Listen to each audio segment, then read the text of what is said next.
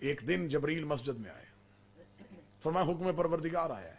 नबी की आवाज़ कौन सा? फरमाया खुदा कहता है आत जिल कुर्बा हक को, अपनी करीबी औरत को उसका हक दो।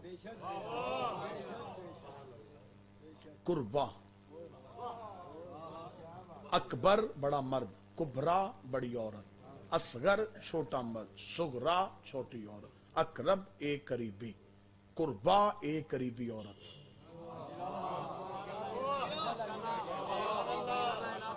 सीगा वाहद मोनस उसे बुला, उसका हक दे। सुन्नी किताबों में लिखा हुआ, इस पे हवाले देने के लिए तैयार हूं, शवाहिदुल तंजील से लेकर रोज़तुल अहबाब तक, कि नबी ने जनाब फातिमा को बुलाया और फदक बीबी को लिख के दिया। अगर बेटियां 4 होती,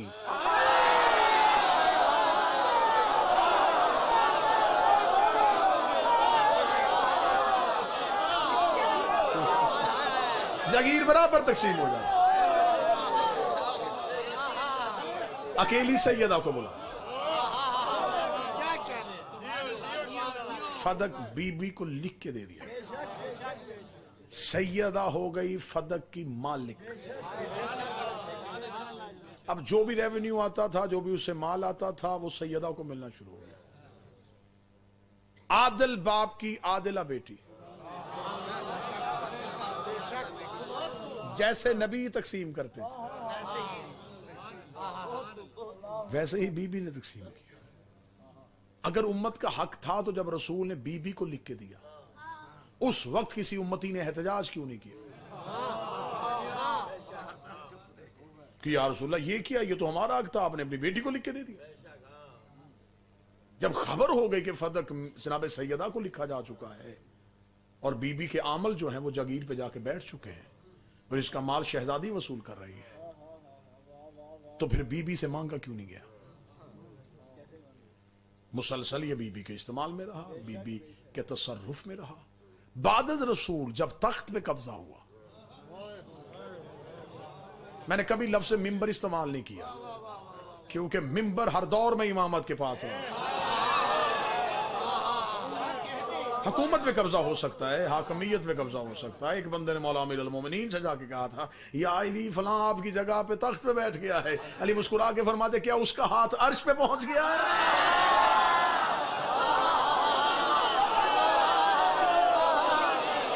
क्या फरिश्ते उसके दरवाजे पे आना शुरू हो गए? क्या मिल गया उसे? क्या ले लिया उसने? क्या छीन लिया उसने हमसे? उसमें ताकत है तो मुझसे इमामत छीने, मनसबे इलाहिया छीने, बंदों की हुकूमत मुकाबला अल्लाह की हुकूमत से।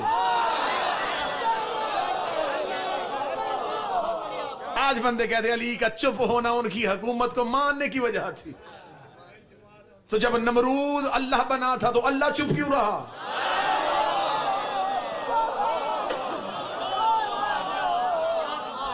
भाई जब फरौन ने अल्लाह होने का दावा किया, अल्लाह चुप क्यों रहा?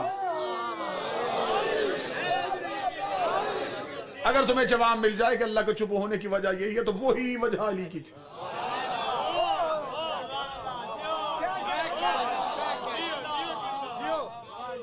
भाई फरौन ने अपने आप को खुदा कहलवाया नहीं, तो असली खुदा चुप क्यों रहा? उसे पता है झूठा है, थोड़ी देर के लिए बैठा।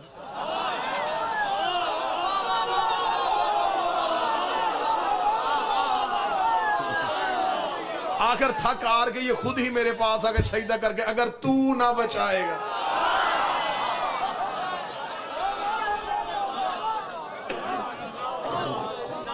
सोशल मीडिया पे ऐसे सवालात करके मेरी कौम के बच्चों को खराब ना करो। ये होते हैं ट्रिक की सवाल।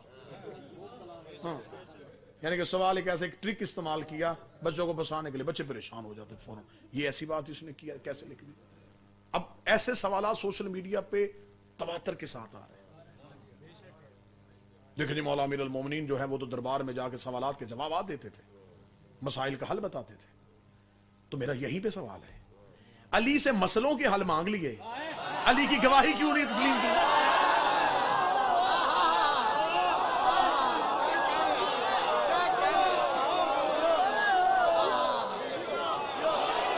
मसाइल के हल अली से पूछ लिए। तो जब अली गवाही दे रहे थे वो भी तस्लीम करते।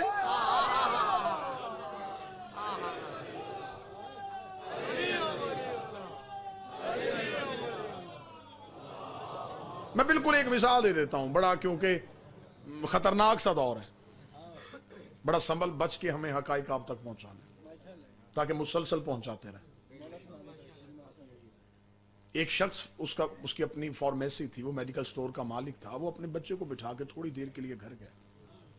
पीछे से एक शख्स आया, उसने उस बच्चे के सामने डॉक्टर का लिखा नुस्खा रखा, उसने कहा ये दवाइयां दे दे। अब उस बच्चे ने ये नहीं कहा कि मैं नहीं जानता, वो उठा, उसने जो भी हाथ में दवाई आई,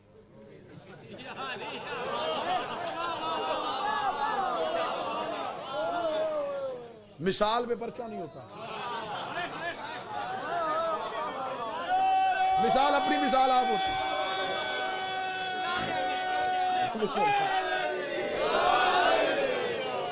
मिसाल की कोई मिसाल नहीं होती, तो मिसाल फिर मिसाल होती है। तो मसलन ये तो उसने कहा जनाब मुझे नहीं सुना, उसे जो हाथ में है वो दिया। उसने समझा कि शायद ये क्वालिफाई है, कुछ समझता है। वो गया, उसने जाके मरीज को वो दवाइयां दे दी। मरीज ने खाई और मरीज तड़पना शुरू।